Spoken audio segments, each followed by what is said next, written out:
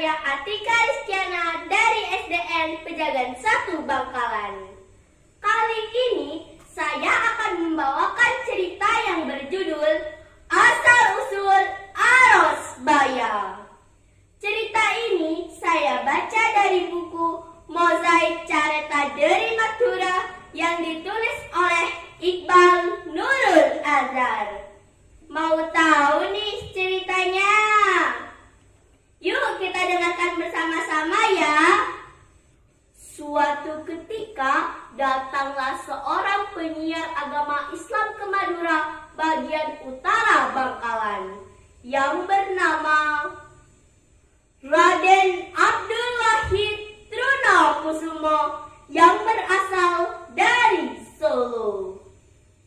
Beliau tetap mengikuti tradisi di desa tersebut untuk berziarah ke suatu makam di daerah itu. Kemudian berangkatlah Raden Abdul Wahid untuk berziarah. Tek, tek, tek, tek. Setelah berziarah dan berdoa di makam itu, maka muncullah rasa ingin tahunya. Dan keesokan harinya, Raden Abdul Wahid mencari tahu dan berkunjung ke rumah sesepuh di desa tersebut.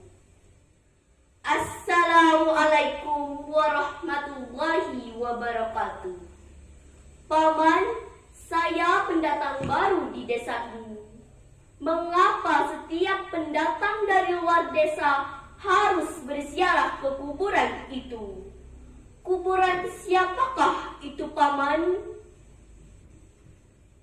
Waalaikumsalam warahmatullahi wabarakatuh. Kuburan itu adalah kuburan seorang perempuan yang identitasnya tidak diketahui. Bahkan tidak ada pula sanak saudaranya yang tinggal di desa ini. Setelah mendengar penjelasan dari sesepuh desa tersebut, Raden Abdul Wahid sangat terharu dan beliau pun memutuskan untuk tinggal di desa tersebut. Kemudian Raden Abdul Wahid diajak ke Kustenyoon yang dianggap sebagai raja di desa tersebut. Hamba tuanku, ada seorang pendatang baru yang ingin tinggal di desa kita. Beliau bernama Raden Abdul Wahid Trunokusumo yang berasal dari Solo. Baiklah, Paman. Wahai Kisana, ada tujuan apakah berkunjung ke desa kami? Hamba hanya ingin mengajarkan agama Islam di desa ini, tuanku. Karena tujuan Kisana baik, maka aku izinkan tinggal di desa kami. Paman, berilah dia tempat tinggal yang layak. Terima kasih, Kustenyoon telah menerima saya dan memberikan tempat tinggal di desa ini. Hari demi hari, Raden Abdul Wahid menyiarkan agama Islam di desa tersebut. Dan dalam kurun waktu yang singkat, mayoritas penduduk di desa tersebut beragama Islam. Suatu ketika, Raden Abdul Wahid sakit keras.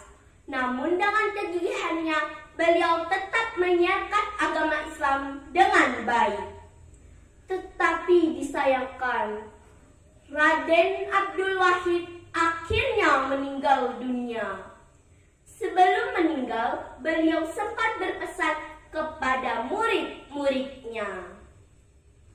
Wahai murid-muridku, teruslah kalian menyiarkan agama Islam agar desa ini tentram dan damai. Setelah pesan tersebut disampaikan, Raden Abdul Wahid akhirnya meninggal dunia. Lalu Raden Abdul Wahid dimakamkan di sebelah makam wanita yang identitasnya tidak diketahui, agar warga desa bisa mendoakannya bersama-sama. Suatu ketika Kustenyoon bermimpi di sekitar makam Raden Abdul Wahid terdapat buaya putih yang mempunyai sebilah keris yang terselip di pinggangnya.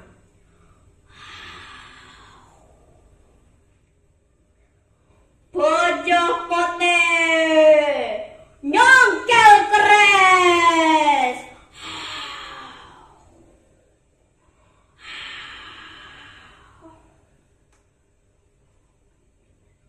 Bocah kote nyongkel keres artinya buaya putih bersenjatakan keris. Perpaduan dari kata keres dan bajah inilah kemudian digabung menjadi satu nama, yaitu Res Beje. Kemudian oleh penduduk desa, makam itu diganti namanya menjadi Asta Keramat, yang lokasinya sekarang berada di pemakaman umum Morok di Kampung Pantian, Kecamatan Arosbaya.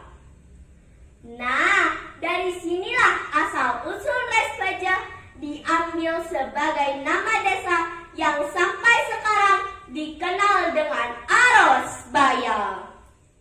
Demikianlah cerita yang